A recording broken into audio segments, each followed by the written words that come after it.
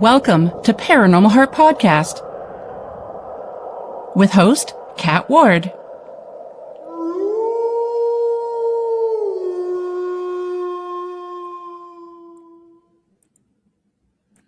Welcome to Paranormal Heart Podcast, paranormal talk with heart and soul. Tonight's segment is pre-recorded, streaming on United Public Radio Network 107.7 New Orleans, 105.3 the Gulf Coast, YouTube, and any place you find your favorite podcast. I'm your host, Kat Ward. Thanks so much for hanging out with us. So, my dear Haunted Hearts, for segment 77, I am joined by Dana Nedrelo. Oh, and I apologize. I should have asked how to spell the name, how to pronounce the name correctly. I hope I didn't butcher it, Dana. So he is a biologist and herpetologist known for his work in vertebrate zoology and wildlife conservation. Alongside his mainstream scientific career, he's spent decades researching Bigfoot / Sasquatch, whatever you want to call this big, beautiful beast, reports, and has been affiliated with the Bigfoot Field Researchers organization. He has also appeared on Sasquatch-related media projects, including Searching for Sasquatch 6, What Lurks in the Darkness. So please help me welcome Dana. Hello, Dana. Hello. First of all, one thing as we get to know each other better. Yes. You can call me Dan. Oh, Dan. Oh, thank you so much. Okay. No problem. There's two deals with the Dana thing. Uh-huh. One, I just go by it and everything's fine. But it comes from Dan A. Nedrelo. Nedrelo. Rhymes with hello. So I've got two Facebook timelines. One for biologists, conservationists, models, photographers, artists, people involved in, natural history of animals, zoologists, biologists, zoo people, all that. And I don't use the word Sasquatch or Bigfoot in that timeline or Facebook. Okay. But then I thought, I've got to have one that I can focus on. So what am I going to do? Not being familiar with setting up some of the devices, I came up with just putting the A over to make Dana. And so for those who, once they get to know me, they know who I am. But I've never changed it. So I go by, you can call me Fred. I'll still answer. So all good. Call me anything. Just don't call me late for dinner. That's exactly right.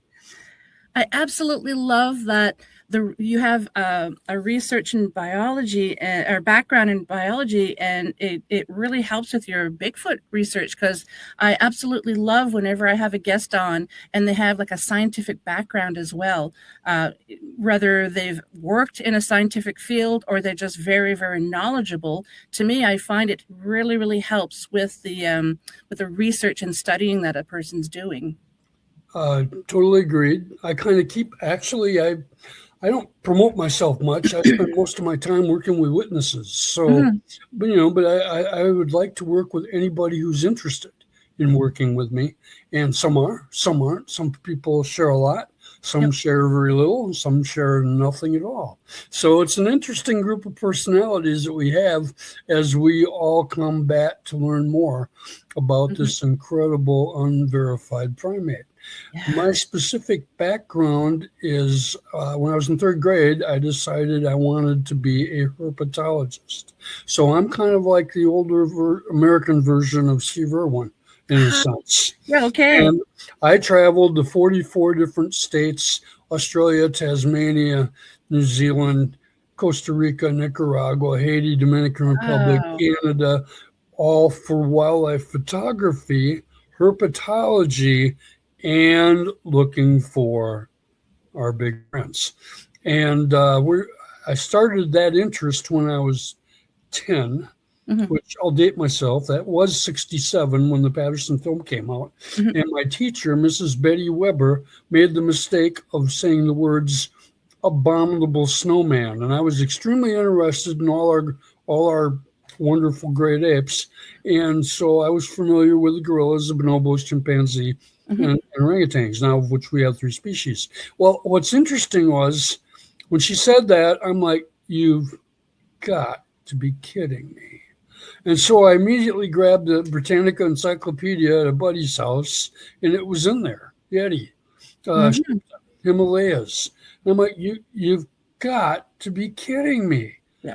And so I started grabbing. The first book I grabbed was Ivan T. Sanderson's Abominable Snowman, Legend Come to Life. Mhm. I studied that. I've got that actual book from middle school and high school that I checked out 25 times or You more. still have it? Or did you bring it back? The library had a sale, and I was there and Nice. found that book, and Yep. and my name was from top to bottom on it. All my signatures from 5th grade until 12th grade. So Yeah. that was kind of comical, you know. So for I just want to interrupt for a second. So for those of you from the younger generation, back in the day when you would take out a library book, when you opened it up, there was a page glued in there, and they would write the date that you took it out and everything. I don't believe they do. I think it's all digital now, but yeah, that's how they used to do it back in the day. That's how they used to do it. And I'm a really old guy now, so I have no business doing any of this, but I'm going to anyway. So thanks for hanging. In the meantime, one thing led to another, and as I studied my reptiles and amphibians, I decided if I'm going to do what I want, which is like really travel, and my whole interest on this planet is the natural history and the life of different animals, I better record it and document it. So I became a professional wildlife photographer as well. So I'm published in over 150 different books and magazines. I was fortunate enough after college to meet a fellow who had the same interest as me, and we hooked up and traveled all over the United States together. His name is Alan Blake Sheldon, and he's published more than I am. But if it sucked there, we wanted a picture of it. Yeah. And now getting back to the Sasquatch situation, I had my first experience without knowing it when I was 14 at a church camp up in northern Wisconsin in Pine Woods. Oh, and Wisconsin, that's a hot spot for Bigfoot. What basically happened was we had something at about midnight or 11 o'clock at night walking behind the vegetation in a lake edge in the water splashing, hissing at us like a bull snake, which is what our Wisconsin Pichawofus is. And it was a loud, but it was so loud. I was 100+ feet away and I couldn't feel it, but I just couldn't believe how loud it was. And I didn't get a chance to match that vocal until I was in my 40s when I talked to other friends who out of Michigan had recorded them doing that particular call, and I've since talked to other people that have heard it. So that was the first personal experience with that. I for the next 20 years, I spent a lot of my time on river bluffs studying timber rattlers. So I would be just literally walking at the base of a river bluff along the Mississippi River or some of the stream bottoms, tributaries, and going up on these hills looking for this particular species of rattlesnake and everything else that moved. And not once did I find a structure. Not once did I find something that would suggest that there are Sasquatches in the area. And I could not understand that. I couldn't figure out where are they. And so that, I remember now too, back then, I didn't have anybody to talk to about this. Not until I met my photo partner. He was interested. And but at the college, I ended up with a degree in wildlife biology and majored in vertebrate zoology, and my minor was museum techniques. And so that incorporated environmental education. So I ended up behind a microphone a lot, and that ended up to be a big part of my career. And I'm probably going to sound a little bit like Elmer Fudd right now because I broke a filling and I've got a shark tooth punching in my right. How are you doing with that? Well, you're hearing me. Yeah. Is the pain gone, I hope? Yeah. Okay, I'm all healed up and ready to go. Got to have the tooth adjusted, but I decided I can talk well enough to hopefully be at least somewhat interesting. So we'll see. Okay. Long story short, I never had an experience, and I couldn't figure it out. Well, by the time in 2000, first of all, I'd been spending all my time. I think I ran to Florida 18 times by 1997, and virtually every state except for Maine and a couple of those. And I worked for the National Wildlife Federation for 2 years in North Carolina, worked for a private zoo in Missouri, volunteered work for the Milwaukee Public Museum in Haiti and Dominican Republic, and then hooked up with a buddy of mine who bought land in Costa Rica, and I went there and I did all the things that we love to do, just explore, photograph everything that everything from monkeys and birds to insects to whatever. No Sasquatches, no tracks, no vocalizations. What's going on? In 2000, my mother passed. Oh, I'm and sorry my to hear sister that. made a bet with me. She said, I bet number one, you don't become computer literate.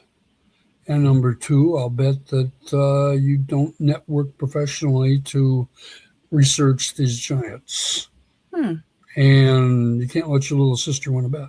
So one thing led to another, and I learned more about the computer and got on and started finding things.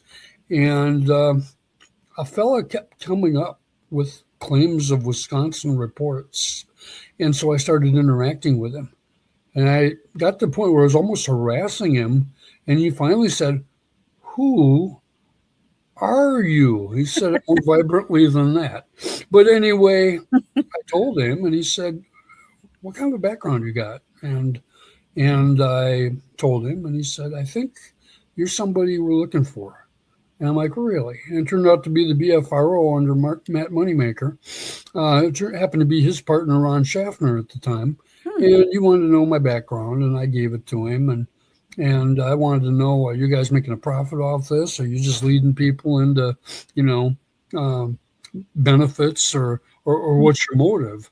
And once he explained it, I thought, what better way than to work with these guys and learn more? So I jumped in. Wasn't long before I had the key, and pretty soon there were tracks to look at, vocalizations to listen to, people to meet, and I was filled with far, far, far too much energy than I should have had. So I was like, bah, bah, bah, bah, bah, bah, bah, bah, bah. And at the end of 1 year, I gained 50 pounds. My typing went from 35 words a minute to 105. Wow. Well, off the phone, and I was calling everybody from coast to coast all the time. And it was great because I was meeting some of the people like John Green, who and John Bindernagel, who wrote some of the books that interested me in it in the first place. In the case of John Green, with Abominable Snow, or let's see, what was it? Basically, it was Apes Among Us, and I forget the name of the book. But that was my Bible for 20 years, because remember, I had no one to talk to. Yeah. Nobody. I had never seen any field sign or secondary evidence of these guys. So I'm like, what's going on? If they're here, they're incredibly cryptic. Why? What's going? What is this? Because by that time I'd learned all the natural history pre-internet on them, with all the literature available. The Renee DeHenden's book, and Peter Byrne and John Green and numerous other people. And about that time, Thomas Steenberg was coming to the forefront, and John Bindernagel was in the mix. We had Grover Krantz. So I knew some basics. I was a little probably too proud of my knowledge, and so that would easily rub somebody the wrong way. But I was so enthusiastic about this stuff. But nothing happened until 2010.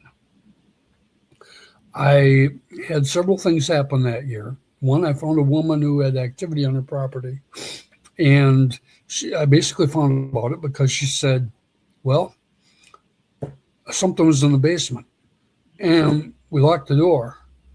And I moved into the house, and she had divorced her husband. And she said something came into the property at 2:00 in the morning and screamed for 15 minutes. It was loud and skull splitting. I was paralyzed in my bed for 5 minutes, moved out into the kitchen with my dogs, and we just huddled, and it was just terrifying. And rats and mice were coming up through the floorboards and disoriented, unable to walk properly. It's as though something from the vocals affected their orientation. Like the infrasound. Exactly. Yep. Or But whatever's going on, that was legitimate to me. Mhm. And so I stayed on that property and worked with her more. And that's where I got my first Wisconsin vocalization. And it was basically, I had my recorder going, fortunately, and I had canines arguing up to the top of the hill. And that was coyote and dog. Mhm. And so you get and then all of a sudden we get a pardon me as I shut this off. I'm sorry.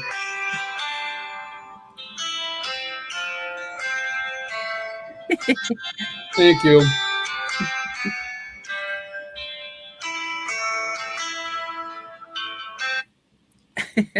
I know. I just infamiliarity with my telephone is awful. So anyway, then what happens is we get a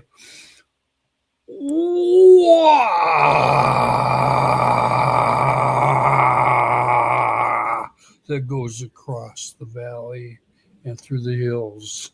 And I'm sitting there going, yes, couldn't believe it. So happy. Finally, I got a vocalization I couldn't explain. I didn't see the sound maker, so I don't know.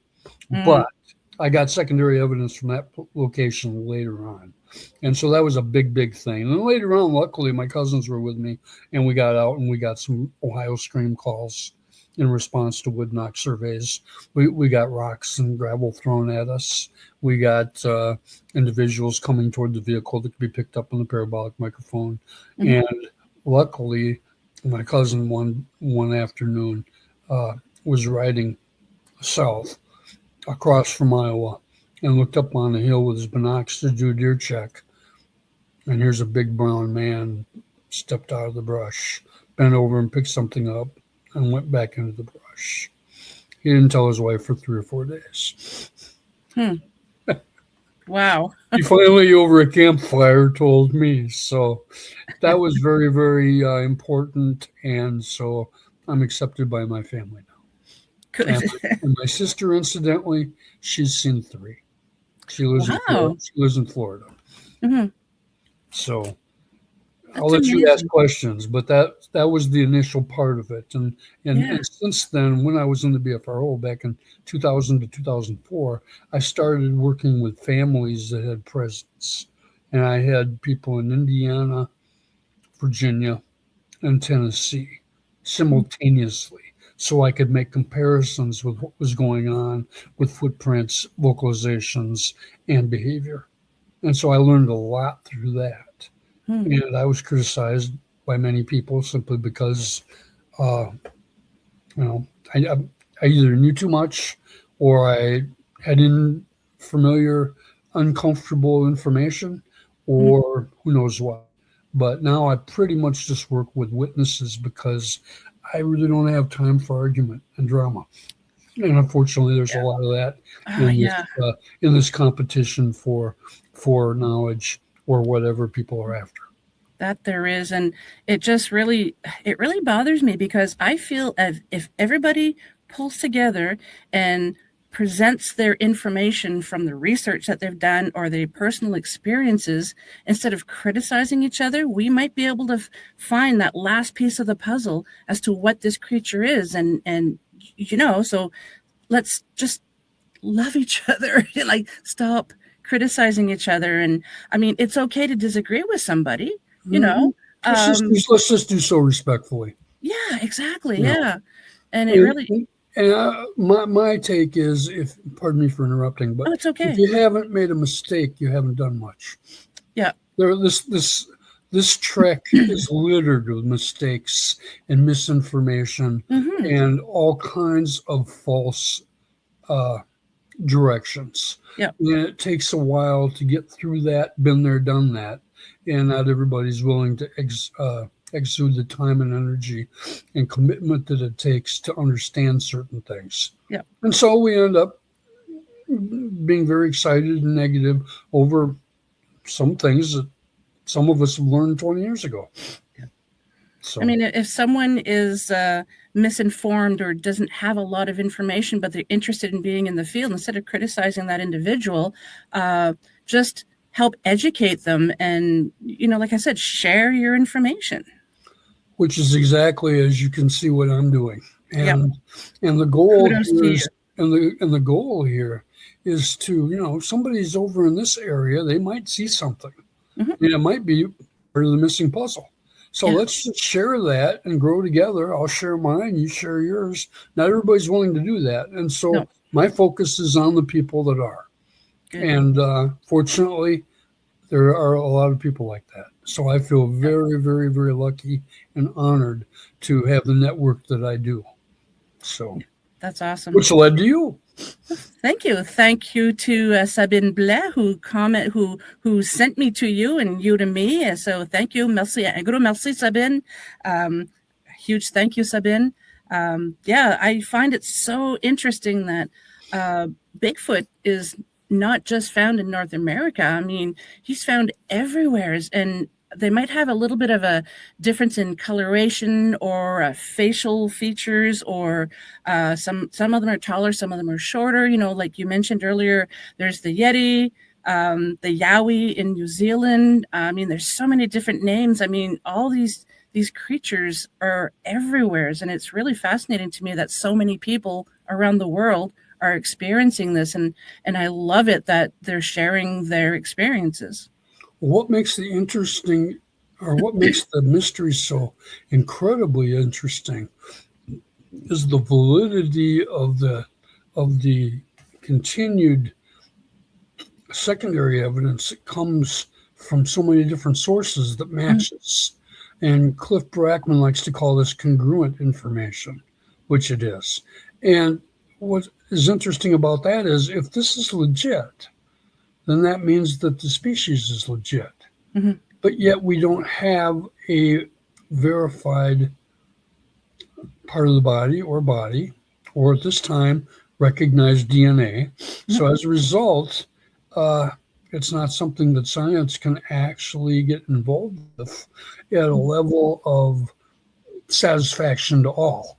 Mm-hmm. So we are in an incredible deep mystery right now because of lack of evidence for so many. There are people that have spent their life, and I've had one fellow sent me information on, I've been in the Adirondacks for 18 years. I haven't seen any sign of it at all. When I was in southwestern Wisconsin working those timber rattlers, I didn't have any signs of it at all either. But it wasn't too long before I learned a couple of techniques that changed all that. And I've since found other places where they are. Plus, if they are suspect to environmental advantages, mm-hmm. then like a deer or a bear or a cougar, they're going to benefit from our wildlife management procedures.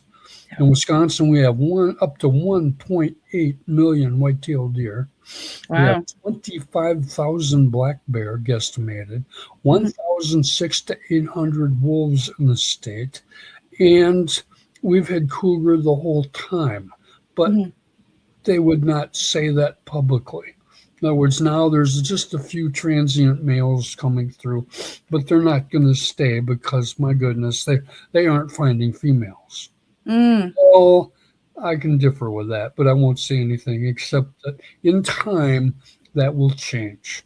And the timelines of when there's been reproduction and things like that, there's unverified situations, there's verified situations, and there's a lot of quiet on wildlife species that are, shall I say, troublesome, because the cougar can take a human life and affect our deer population, according to many. And that's a controversial species that costs time and money to manage. And if it's not here, you don't have to put that money or time into it. Mm-hmm. So it's much easier to manage it by saying, well, it's not really here yet, so cool your jets. If we can't handle cougar east of the Mississippi River, how in the world are we going to handle ape men? Oh, I get a lot of people saying that they've spent a lot of time in the forest and they've never seen a Bigfoot. And they want to experience one. Well, being Canadian, I obviously have spent time in the wilderness as well, camping with my parents as a youth, and I know there's deer and fox and bear and things like that in the woods. Have I ever seen one? No. Very rarely do I see them in the woods. But the community we live in, sometimes we see deer running on the road here, trying to cross the road, or we actually have black bear too. Sometimes you'll see one walking down the boulevard, but yeah, in the woods, no. And plus, we know they're there, but we don't see them. So how can you say that maybe Sasquatch doesn't exist just because you haven't seen one? Good point. Yeah. And I haven't seen a good explanation for the fakery of the really good footprints, the really good vocalizations, and the carcass signatures that they leave on their kills, whether white-tailed deer, cattle, small game, or other livestock. So I was fortunate enough to hook up with a man named Shane Carpenter, who's out of the Ozarks in Missouri, and he's been tracking a clan of them now for quite a few years. And in 2018, I met him at his home after coming back from Texas, and he said, "Yeah, I want you in the field with me next year." So in 2019, I was able to go down with him and his partner at the time. Several of them aren't there now, but interestingly enough, I got there at 2:30 and 2:45 in the morning, and as we walked the trail, here we had through night vision a youngster peeking around brush. Shane walked up on him 7 feet away and sat down, and they looked at each other. Shane was so excited he shined his light into the eyes of this individual, who was a smaller fella, maybe 150 or less, 5'4", 5'6". He left footprints of 10.25 inches. And there are many, many, many cast prints and photographs of that individual, his sibling. And now in 2023, I was back again, and there was another youngster who at the time was 6-inch prints. In September 23, he had 10-inch prints, and I was able to photograph those prints, and Shane had cast them. And there were 2 visuals on the little new guy. And what's exciting about that is we found that particular week a new set of 6-inch prints. So Mama had another youngster. And so he's in the process of tabulating the information that goes with this, but he's got a lot of information on behavior and interactions and exchanges. I have a 4-ounce quartz rock that was thrown at me that landed near my feet. And at the time we were so excited we didn't do a heat check on it, because we could have theoretically got a picture of the hand that threw it. But that's okay. Those are things that will happen in the near future. So, but I just wanted to mention that I did get my feet wet. I've had 3 sightings so far, and I've had situations happen where I'm sure they were very, very close nearby. What color were they? The youngsters in Missouri were black, but I was just asked to speak in Alabama by Anita Collier, and that was in June last year. And after I was done in Alabama on the 6th, I drove north, and on the 9th, I was visiting. I visited a number of people, but on the 9th, I was visiting a mother-daughter team, and it was so comical because I'd gotten there at 5 o'clock, relaxed, had a wonderful supper, talked, and we were going to go out and visit the other house, which is near a gully where they get vocalizations and they get footprints in the garden. Youngsters playing with things in the garden. And I'm sitting back in the chair talking with her, and there's on the window, which is 3 feet by 4 feet, there's blinds. And so there's strips of blinds on the window. And I'm sitting there talking to her, and I realize I'm seeing a figure walking along the road or the driveway at the edge of the trees. 1, 2, 3, gone. And the way I would describe it is if you had a cartoon and the guy was looking out the window, and then you'd have that little cloud of what they were saying or thinking. It would be filled with question marks and exclamation marks, because I'm not quite sure what I'm looking at. The common sense is, well, that's got to be the husband. And he's heading toward the door. So he'll be in just a little bit. But as I thought about it, he walked by these flowers at the flowering dog tree. And the flowers were in segment 2. And the head of the individual was segment 4. So it was significantly higher than the flowers. So he did come in wearing a green shirt, and I asked, how many people do you have out here? Well, there isn't anybody around. And I'm like, okay. And I looked at my friend, and she smiled, and I said, okay, you know what happened, because we discussed it. I said, would you walk the path so I can see what it's like with you at your height walking out? She's 5'1". I couldn't see her. So then she came in, took my chair. I went out. She said she could see the top of my cap, which would be about 5'10". Well, as I was out there walking the path of the figure that I saw, I followed it by the flowers on the flowering dogwood tree and put my hand up, and they were higher up than my hand, which would have gone about 7 feet. So that means that this individual was at least a head higher than the flowers, which would have put it at least 8 feet. And it wasn't standing perfectly straight. So I don't know how tall it actually was. Yeah. It was reddish brown. It was lanky like a basketball player. And it moved gracefully. I only saw it from the hips up. And it seemed otherworldly to me in the way that it moved. And that's been referred to a lot. So I find that very interesting. It didn't have a round head. Its head was more, I wouldn't say cone, but it was somewhat pointed. Yep. And it didn't look my direction.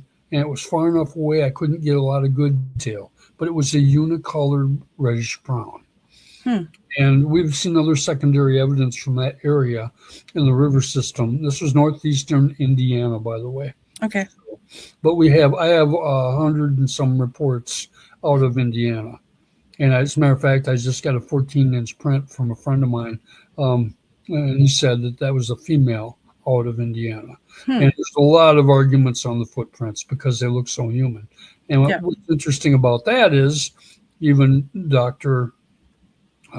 Meldrum had stated to one of our senior researchers in Illinois, the juveniles are really difficult to discern from humans because they are so similar in structure. Now, boy, that sure opens some eyes regarding the relationship to us. Yeah, it does. How could they not be closely related if they had a foot like that? How deep are some of these footprints? And I understand that the terrain would have a factor in it, but yeah. Exactly. There have been some that have been very, very, very deep, indicating a heavy weight. I have a friend of mine originally from Michigan he was visiting his grandfather in Michigan in 1993, and he's a retired police officer now. And so part of his survival method is to be good at guesstimating distance, height, girth, weight, things of that nature, because sometimes it's a bad situation regarding self-defense when you're dealing with people that are aggressive with weapons. Well, he was deer hunting on his grandfather's property in lower northwestern Michigan, and something was banging on the house regular, and he was attributing it to people that had too much alcohol and didn't think too much about it. But the morning before season, I believe, I have to double check that. He came out at 10 o'clock in the morning and walked around the house. And here was a very gorilla looking man that he found out later measured 8 feet 4. Wow. That was just standing there looking at him with it was kind of expressionless. But when he went to reach for his pistol, it changed its demeanor and turned and walked off. Now, he wasn't aggressive at all. Mm-hmm. He had his hand on a branch, so he was able to determine the height of that branch, and the hand was very close to the top of the head, Mm-hmm. and that's where he got 8 feet 4. And I asked him, how about the weight? And he said, it had to be 800 plus. Wow. And we get that regularly. A friend That's of a mine big boy. yes. A friend of mine is Fred Roll up in Alaska. He has 275 accounts of Sasquatches in Alaska. And many of them tower 10 feet and possibly more than that. He's convinced they make 12. I've met other people convinced they make 12. That would be roughly a 24-inch footprint. The weight, and we've got plenty of researchers that don't think they're going to go beyond 8. But honestly, our record-sized human was 8 feet 7 or 8 feet 9. So, it's entirely possible that we could have some extreme individuals. Plus, how do we know for sure that all these hair-covered giants are the same? I'm not convinced of that, especially when some look like gorillas and some look like people, and some look like gorillas with caveman faces, and some look like Native Americans, and some look like Caucasians, some look like black people, some look like white people, and some people. It's just on and on and on. Now, obviously, with our species, our races, we've got small pygmies from the tropics, and then we have giant people that play center in the NBA. So, National Basketball Association. And look at Andre the Giant, too, that wrestler. I mean, yes. Wow. Yes. We have a lot of people that are big and heavy, 400, 500 pounds. And so it's entirely feasible that we could have a giant ape man that has characters we're unfamiliar with. Yeah. So. Yeah, I agree. Yeah. Let me ask you. So, so back in the day, when I first heard about Bigfoot, obviously it was a Gimlin Patterson film.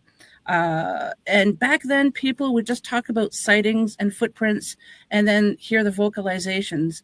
Now it seems like the past, 15 years or so, I could be off on the time frame, but now they seems to have all these abilities. Some of them can cloak. Do you think this is perhaps two different species, or is it the same one and we're just learning more about them? Those are great questions. Thank you. And until more people experience the out of bounds characters, often referred to as woo or extra, most people just wipe that off the map and roll their eyes, but it all remains to be verified. It's unverified. And we have a lot of strong personalities out there. We have a lot of people with very small filters. And so it's very difficult to discern what's real and what's not.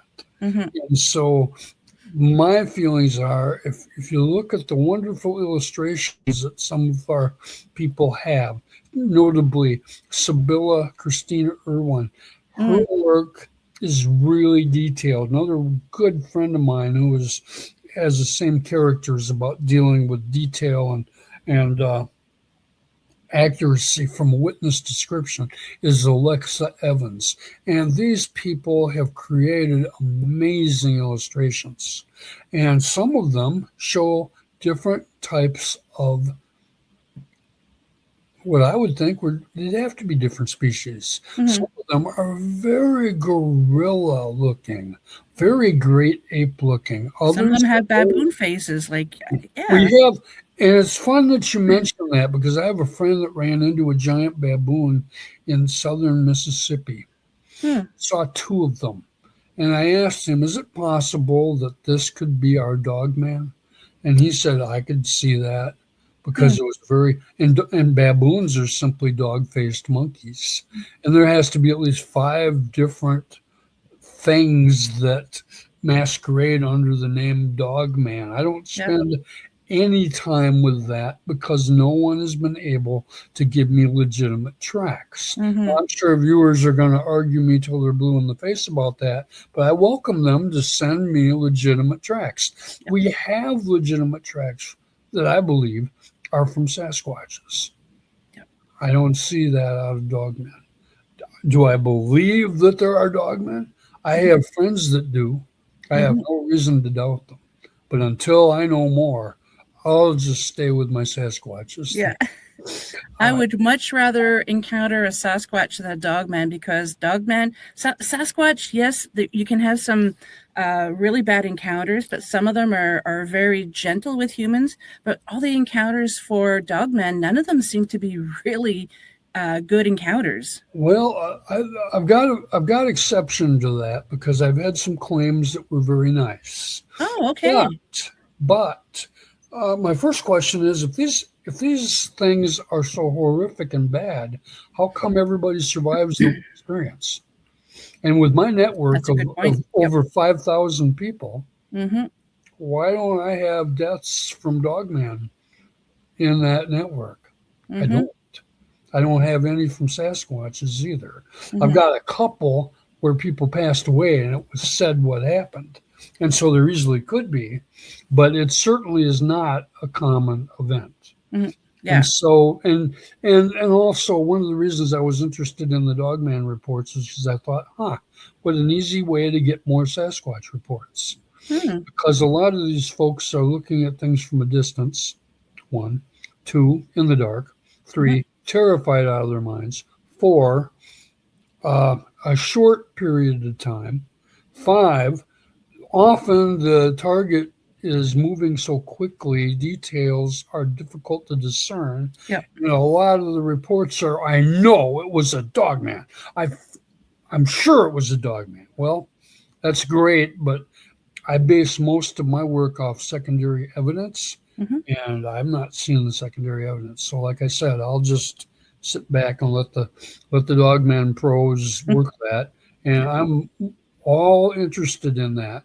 But I did talk to one woman who wouldn't let me interview her. All my interviews in the book. You can just read the book. Mm-hmm. Okay, thank you. But I did say, okay, can you answer one question? Is there any chance that what you saw looked at all like a baboon? And she's like, oh my gosh, you're the first person to ask me this. My Wow. gosh, that's exactly what it looked like. Well, But much bigger. that's a little bit more scientifically acceptable. And I've noticed some of the illustrations that some of these folks come up with. Mm-hmm. And they look very, very, very primate. Hmm. So, whatever it is, if it's real, and I believe that there's an excellent chance that the giant baboons are real. Mm-hmm. But there can't be too many of them. But on the other hand, we would say the same thing about Sasquatches. So I'll just roll it all into a great big ball, throw some sugar on it, and say, what a wonderful mystery that allows us all to work together and meet incredible personalities, fantastic people. And let's just keep this fun and learn as much as we can. Mm-hmm. Yeah, my so as you and my viewers know, my background is in investigating like ghosts, like the paranormal, and I started branching because I used to think paranormal was only ghosts, but it's not. It could be cryptids like the Bigfoot, aliens, UFOs. It's so many things, and I think the first guest that I had on about Sasquatch was William Jevning. Who became a dear friend. Yeah, he's an amazing guy. Yeah, I remember when we were living in Alberta for a couple of years, family and I, before we were moving back to Ontario, we were going to be going to we're going to be going camping. And it's funny, I was reading on my phone from the BFRO site. Just sightings that were reported in the area that we were in. I can't remember the name of the community that we were in. I see, so we're on the highway. I see the sign, and I'm like, oh, I just literally read that because I read it to the family, and all of a sudden, so you got the highway and you have the woods on the other side, but you have quite a bit of clearance between the forest and the highway, and all of a sudden, to the right, we saw this. Sadly, it was a dead horse, but the whole hindquarters I was just like, we should have turned back to take pictures. It looked like, I even looked at my husband and said, what could have shredded the hindquarters of that? I mean, did it get hit by a transport truck? Was it a wildcat? Like, what the heck happened? So I messaged Will. I'm like, oh my God, I just happened to be reading about this particular location, and I see the sign, and then all of a sudden I see this on the right, and it's just like, I want to go back and see it, but my husband wanted to get to the campsite, and it's just like, ugh. But I kick myself now for not saying we have to go check it out. Mm-hmm. I really wish I could remember the name of the community, but what are the odds of me reading that, and then all of a sudden it's like, oh, I see a sign, and this, I'm just reading about that encounter, and then I see this. I kind of like it was really amazing, but I still don't know what it was. And I tried to look, because I asked him, I said, have you actually heard in any newspapers or anything like that if there was something that happened here? And at the time he didn't, so I don't know. I'll have to maybe reach out again, but I don't remember the name of the location. But yeah, it was just like, what are the odds, right? Yeah. Yeah. Well, and there's a lot of situations like that, and we don't really usually get a chance to follow them up. And then all of a sudden it's a report from 2 years ago or 4 years ago, and the evidence is not fresh anymore. Yeah. Yeah. Now, I did mention Sibylla, and I do have to say something. When Shane walked in on that juvenile, on my first sighting, where I got to see him through night vision, I asked him, what did he look like? And I'll send you the picture if I haven't. Yeah. Sibylla drew a 6-foot male from Oklahoma when she got a phone call from an investigator from a BFRO. And the man said to her, I'm looking at him now.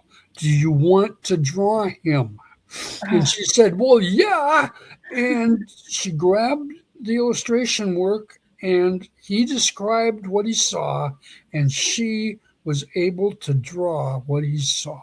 And out of all the images she's done and what Shane saw, that's the one he picked, said that's what you look like. Wow. And I'll make sure I send you that. Yeah, I have to, I'm just going to check. I know you sent me a photo that was like that, but I just want to see. It might be that I did send it to you. It's a youngster. Some people would say it might be female, but it's not. He was 6 feet, and he was crouched down. And he ended up crouching down behind some boulders and just peeking and looking to the sky. So we got the face very, very close. And I find that remarkable. To me, that's the most accurate illustration she's done so far. Now, she might say otherwise, and she may have good reason.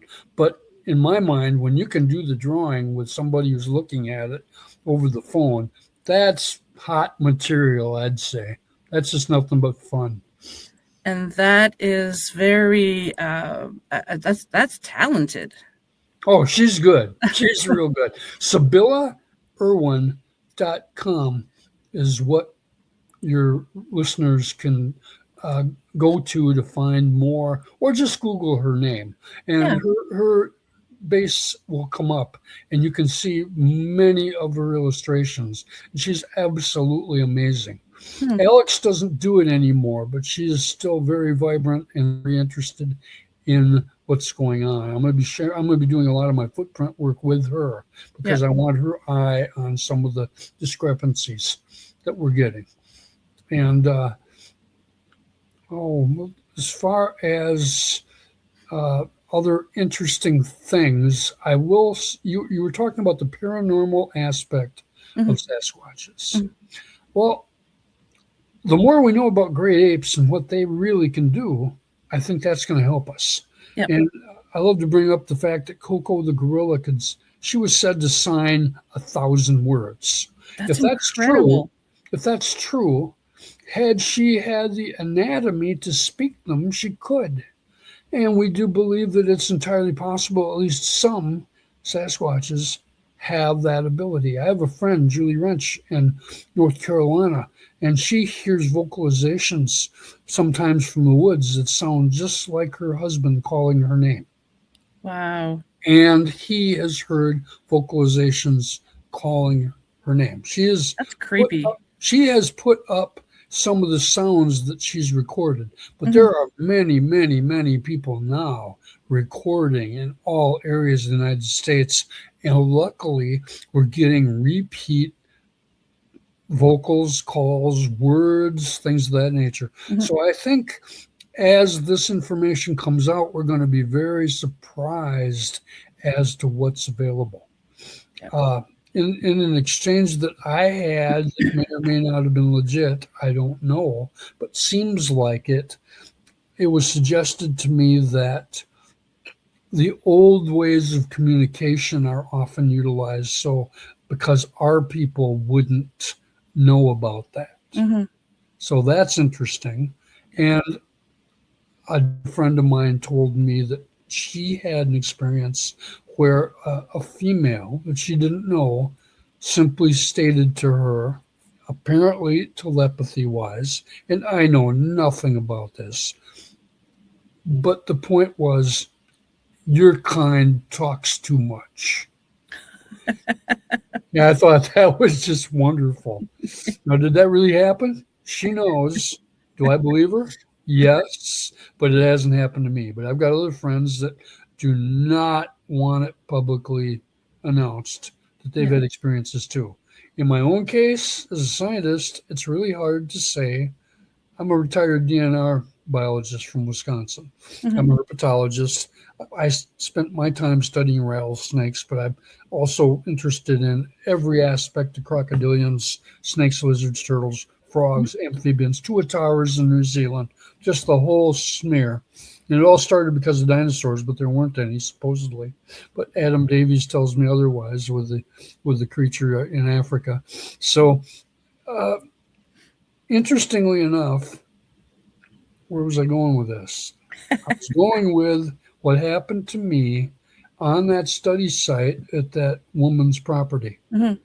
I was severely burned in 2018.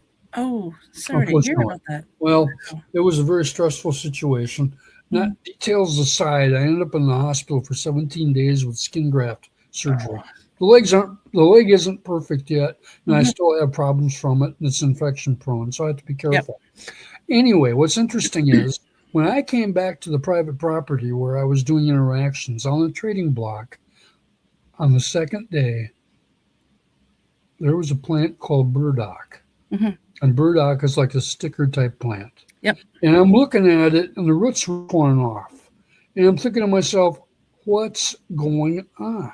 So I immediately went in. I don't know enough about plants. I'm learning, and I'm studying nutrition. I'm going to be 70 in a couple of years, so I'd really like to have a good handle on my health condition and my nutrients. But anyway, I looked up burdock, and it said, I see I'm too close to the camera. Whoops. But anyway, I looked up burdock, and it said, this is really great for topical use for burns. And I checked the roots, and it said these are carcinogen inhibitor. And I'm like, thank you. Apparently I don't need them. That's great. And what was interesting about all this was, how could somebody know that I could use burdock on my burns? Was this smelled? But that's one of the little strange things that happens that we wonder about, because what other capabilities do they have that we don't understand or are unpublicized? Now, she wouldn't like it if I talked about it on the air, so I won't. But I will just say that I have a friend who has requested information from whoever's making the noise or whoever might be in the area. And she has gotten responses. In one response, she got a vocalization directed directly to her. It ended up vibrating her chest. Wow. In another situation, she got a sharp scream call right after she asked about, are you guys here? And so I tried this basically for the first time last September. And I was in a open meadow. Everyone was gone 2 to 2.5 miles away. I found out later. It was 10 o'clock when this happened. And I shouldn't even say this, but I'm going to for your benefit. We're paranormal here. I asked mentally, without saying a word, if you guys are here, could you let me know? Now, I don't know who guys are, who you guys are. But I was referring to Sasquatches, hopefully.